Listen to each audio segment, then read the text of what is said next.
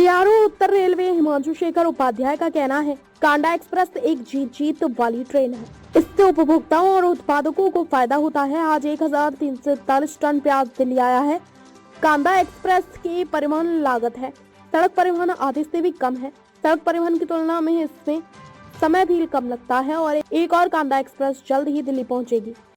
देखिए, कांदा एक्सप्रेस जो है ना, ये विन विन सिचुएशन वाली गाड़ी है।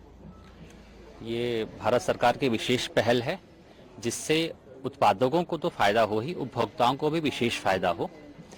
आज ये जो आपके बैकग्राउंड में कांदा एक्सप्रेस दिखाई दे रही है, इसे 1341 मीट्रिक टन प्याज का दिल्ली में आवक हुआ है।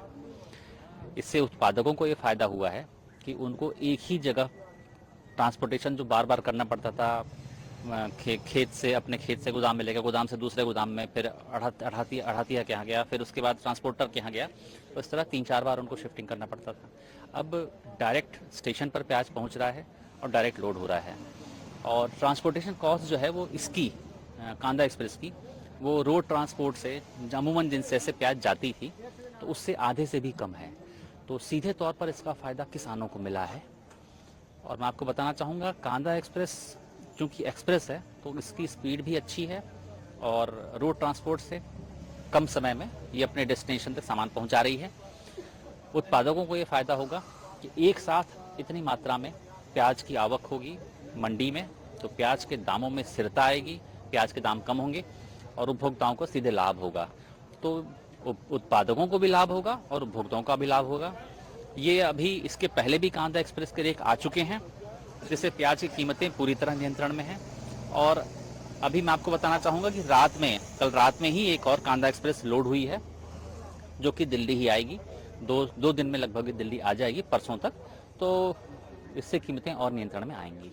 जैसा आपने बताया कि 1341 मीट्रिक टन जी इस बार कांदा एक्सप्रेस लेके आई है। जी। अगली खेप जो आएगी वो कितने केजी का होगा या कितने मीट्रिक टन का होगा? देखिए, ये भी करीब 1300-1400 टन के आसपास माल होगा इसमें।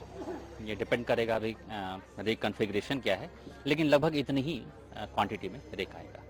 भारत सरकार की ये जो पहल है कांदा एक्सप्रेस चलाने की, ताकि कीमतें जो है कांदा की कम हो पाएँ, तो इस तरह की और कितनी ट्रेनें और कहाँ कहाँ भेजी जा रही हैं? देखिए, निर्भर करेगा कहाँ कहाँ की बुकिंग आती है, कहाँ कहाँ प्याज भेजने का लोग करते हैं, लोग इच्छा प्रकट करते हैं। इसमें जो कोऑपरेटिव फेडरेशन है, नाइफेड के साथ साथ जो किसानों के कोऑपरेटिव फेडरेशन है, वो इंटरेस्ट दिखा रहे हैं, वो भी ट्रेन बुक कर रहे हैं, जो हमारे लिए बहुत शुभ संकेत है कि किसान डायरेक्ट इसका फायदा ले रहे हैं।